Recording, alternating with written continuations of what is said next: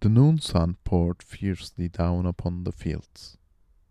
They stretched in undulating folds between the clumps of trees that marked each farmhouse.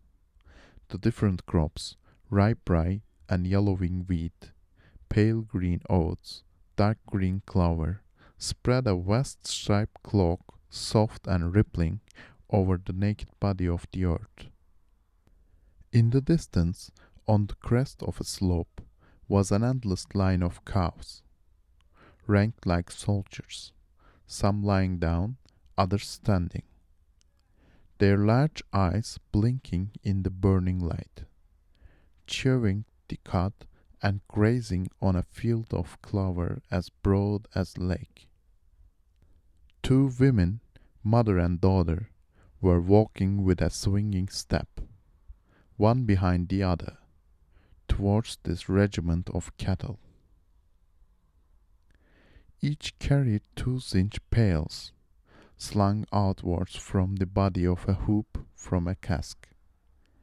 At each step, the metal sent out a dazzling white flash under the sun that struck full upon it. The women did not speak. They were on their way to milk the cows. When they arrived, they sat down on one of their pails and approached the first 2 cows, making them stand up with a kick in the ribs from wooden shod feet. The beast rises slowly, first on its forelegs, then with more difficulty raises its large hind quarters, which seem to be weighted down by the enormous udder of livid pendulous flesh. The 2 Malivoires, mother and daughter, kneeling beneath the animal's belly, tug with a swift movement of their hands at the swollen teeth, which at each squeeze sends a slender jet of milk into the pail. The yellowish froth mounts to the brim, and the women go from cow to cow until they reach the end of the long line.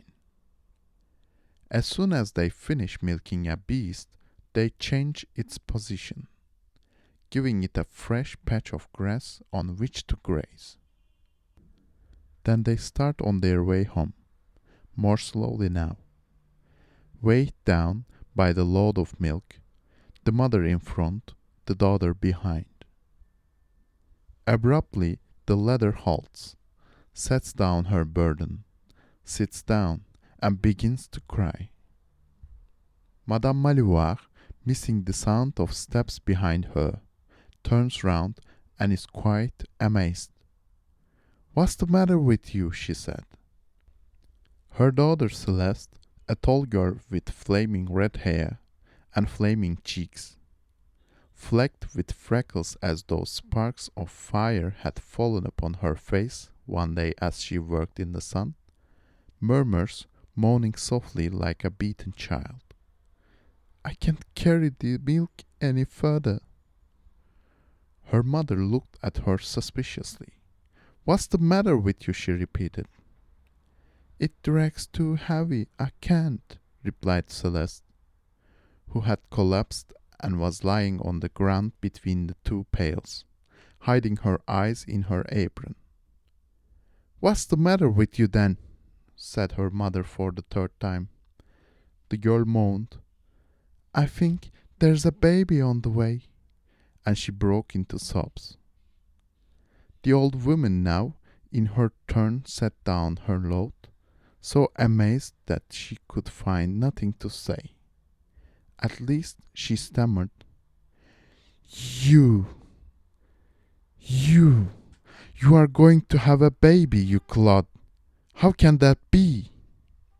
The Malivoires were prosperous farmers, wealthy and of a certain position, widely respected, good business folk, of some importance in the district.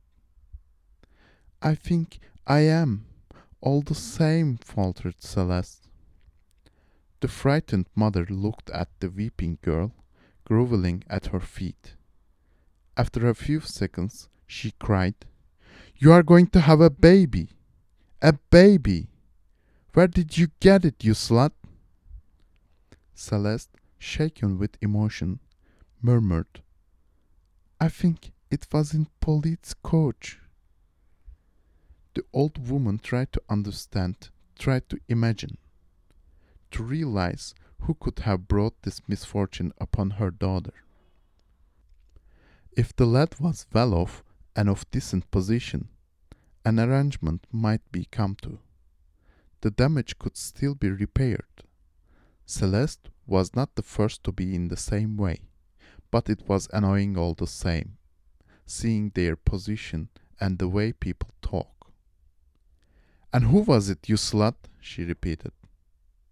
Celeste, resolved to make a clean breast of it, stammered, I think it was Polite. At that, Madame Magloire, mad with rage, rushed upon her daughter and began to beat her with such fury that her head fell off in the effort. With great blows of the fist, she struck her on the head, on the back, all over her body. Celeste, prostrate between the two pails, which afforded her some slight protection, shielded just her face with her hands. All the cows disturbed had stopped grazing and turned round, staring with their great eyes. The last one moved, stretched out its muzzle towards the women. After beating her daughter till she was out of breath, Madame Magloire stopped, exhausted, her spirits reviving a little. She tried to get a true understanding of the situation. Polite, Lord save us, it's not possible. How could you with a carrier? You must have lost your wits. He must have played you a trick, the good for nothing. Celeste, still prostrate, murmured in the dust, I didn't pay my fare. And the old Norman woman understood. Every week, on Wednesday and on Saturday, Celeste went to town with the farm produce, poultry, cream and eggs. She started at 7 with her 2 huge baskets on her arm.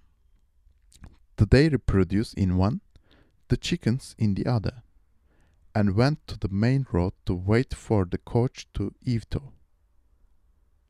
She set down her wares and sat in the ditch, while the chickens with their short pointed beaks and the ducks with their broad flat bills thrust their heads between the wicker bars and looked about them with their round, stupid, surprised eyes. Soon the bus, a sort of yellow box with a black leather cap on the top, came up, jerking and quivering with the trotting of the old white horse. Polite the coachman, a big jolly fellow, stood, though still young, and so burnt up by sun and wind, soaked by rain, and coloured with brandy that his face and neck were brick red, cracked his whip and shouted from the distance, Morning, Mademoiselle Celeste, in good health, I hope. She gave him her baskets, one after the other, which he stowed in the boot. Then she got in, lifting her leg high up to reach the step, and exposing a sturdy leg clad in a blue stocking. Every time Polite repeated the same joke, Well, it's not got any thinner. She laughed, thinking this funny. Then he uttered a "Gee up, old girl," which started off the tin horse. Then Celeste, reaching for her purse in the depths of her pocket, slowly took out 5 pence, 3 pence for herself and 2 pence for the baskets, and handed them to Polite over his shoulder. He took them, saying, "Aren't we going to have our little bit of sport today?" And he laughed heartily, turning round towards her, so as to stare at her at his ease. She found it a big expense, the half-franc for a journey of 2 miles. And when she had no coppers, she felt it still more keenly. It was hard to make up her mind to part with a silver coin. One day, as she was paying, she asked, "From a good customer like me, you oughtn't to take more than 3 pence." He burst out laughing. "3 pence, my beauty! Why, you are worth more than that." She insisted on the point. "But you make a good 2 francs amount out of me." He whipped up his horse and exclaimed, "Look here, I am an obliging fellow. We will call it quits for a bit of sport." "What do you mean?" she asked with an air of innocence. He was so amused that he laughed till he coughed. "A bit of sport is a bit of sport, damn it. A game for a lad and a lass. A dance for two without music." She understood, blushed, and declared, "I don't care for that sort of game, Monsieur Polyte." But he was in no way abashed, and repeated, with growing merriment, "You'll come to it some day, my beauty. A bit of sport for a lad and a lass." And since that day he had taken to asking her each time that she paid her fare, "Aren't we going to have our bit of sport today?" She too joked about it by this time, and replied, "Not today, Monsieur Polyte, but Saturday for certain." And amid peals of laughter he answered, "Saturday then, my beauty."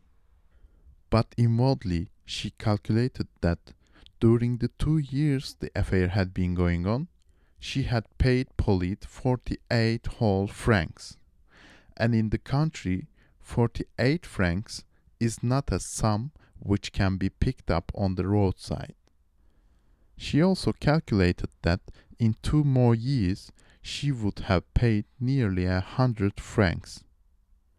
To such purpose she meditated that one spring day, as they jogged on alone, when he made his customary inquiry, "Aren't we going to have our bit of sport yet?" she replied, "Yes, if you like, Monsieur Polyte." He was not at all surprised, and clambered over the back of his seat, murmuring with a complacent air, "Come along then. I know you would come to it some day." The old white horse trotted so gently that she seemed to be dancing upon the same spot, deaf to the voice which cried at intervals, from the depths of the vehicle, "Gee up, old girl, gee up then." 3 months later, Celeste discovered that she was going to have a child. All this she had told her mother in a tearful voice. Pale with fury, the old woman asked, "Well, what did it cost?" "4 months, that makes 8 francs, doesn't it?" replied Celeste. At that, the peasant woman's fury was utterly unleashed, and falling once more upon her daughter, she beat her a second time until she was out of breath. Then she rose and said, "Have you told him about the baby?" "No, of course not." "Why haven't you told him?" "Because very likely he would have made me pay for all the free rides." The old woman pondered a while, then picked up her milk pails.